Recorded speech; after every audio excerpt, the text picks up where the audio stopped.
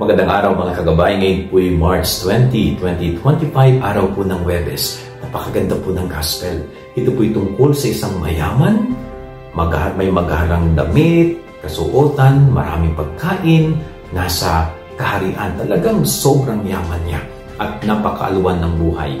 At meron naman pong isang tao na pobre, sugatan at nagugutom. At alam po ninyo, never niyang tinulungan itong pobre na ito na gutom at sugatan. Wala siyang ginawang tulong. Kaya pagdating ng katapusan ng kanilang buhay, yung pobre ay naging bahagi ng kaharian ng Diyos, samantalang yung mayaman na walang ginawa ay naging bahagi ng impyerno. Napakaganda po ng pinapaalala itong kwento na ito, na anuman ang ginagawa natin sa ating kapwa, pagbabayaran natin yan. Kung ano man yung hindi natin nagawa na mabuti, kaya natin gawin, pero hindi po natin ginawa, may kabayaran din po yun sa Diyos. Kaya napakasimple po ng aral na ito. Kung kaya natin gumawa ng mabuti para sa iba, gawin natin.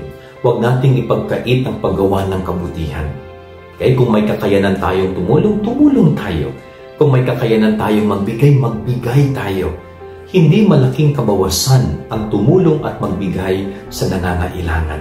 At sana ho, tayong mga nakapanunood ng video na ito, ma-realize natin yan, na hindi habang panahon buhay tayo at tatamasain ang yaman ng mundo. Hindi.